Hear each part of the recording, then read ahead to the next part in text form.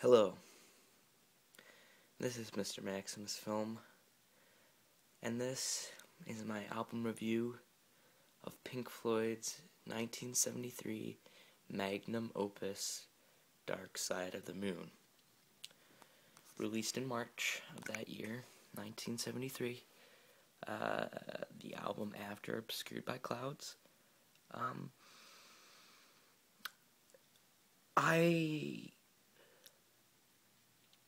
Let me give you a personal story. This, of course, is the album that got me into Pink Floyd. I didn't really know much about them until I listened to this album. But when I heard it, when I bought it off of iTunes originally, because I was buying music on iTunes at that point around a year ago, which I don't do today, but I did at the time.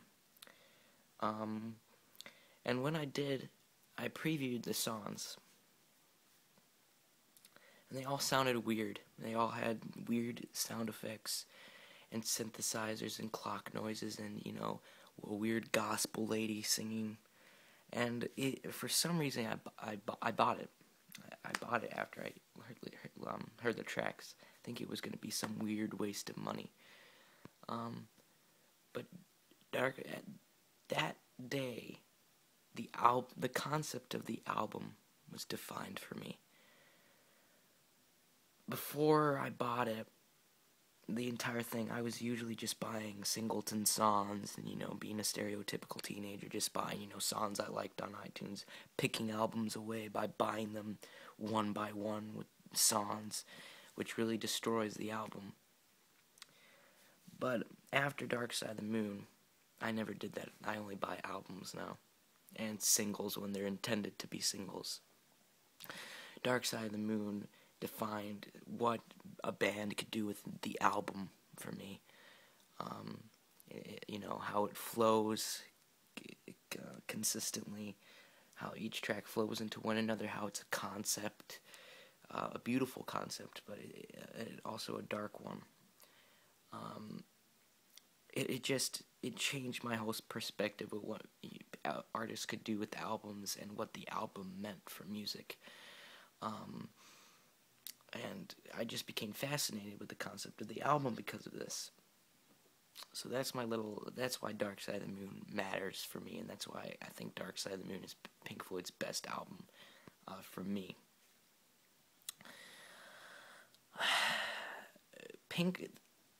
This is everything that's good about Pink Floyd. If you look at my other album reviews for the albums in their discography, there's always something wrong with them, except for Piper at the Gates of Dawn. But there's always something wrong with the ones with the Gilmore era Pink Floyd. There's always something that bothers me. There's always something that could be tweaked. All the way up to Obscured by Clouds. But this doesn't have any of those flaws. This is just flawless. This, it has experimentation, but it's not too much experimentation. It has, blues rock influences, but it's not overtly blues rock. It's just flawless. Going into it, this might be a two-part review. Probably will be. But I'm going to try to get... Most times when people review this album, they're just like, it's great. I mean, everybody should know this album. But I'm going to try to go into it into minute detail and say what I like about it. It is my favorite Pink Floyd album. I'm going to probably do a track-by-track breakdown with this album. But a little more... It is one musical piece, though.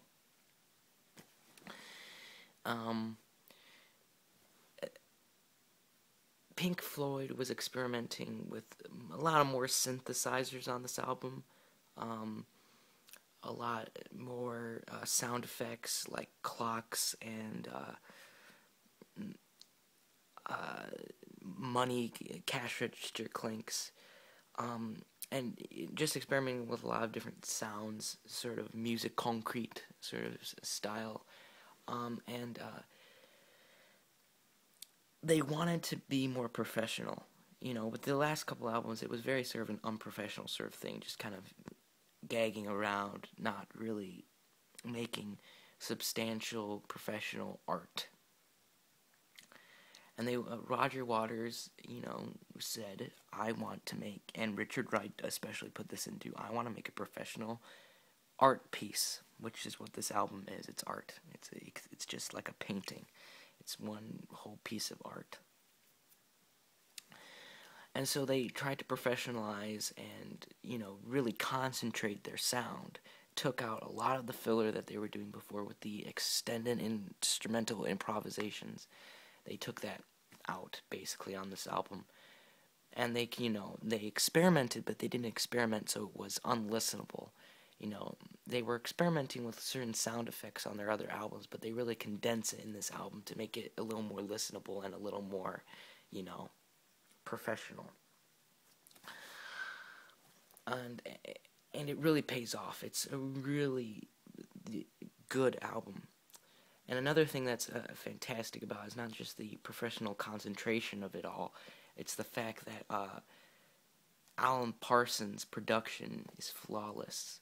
The way each track segs into each other, the way he makes it, the band doesn't really credit him with doing this, but I really think it's, he did a really nice job with the production on this album.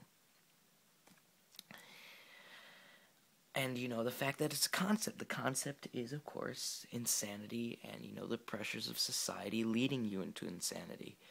The titles pretty much give it away. On the Run, Time, Money, The Great Gig in the Sky, Brain Damage. It's talking about how there's all these different influences in life that can make somebody just go insane. The pressures of society. The madness of it all. And, that makes it a really nice cohesive unit as well.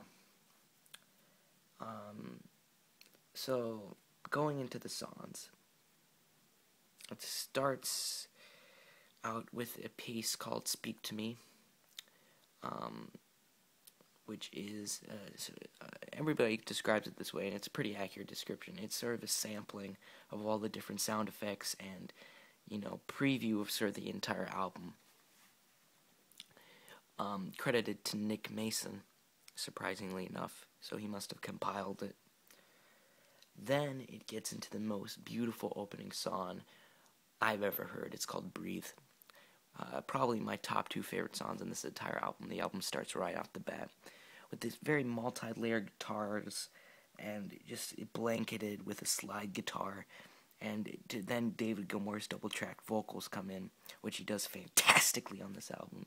His double-tracked vocals are smooth, flawless, perfect, very floaty, and yet they maintain their psychedelia with this album.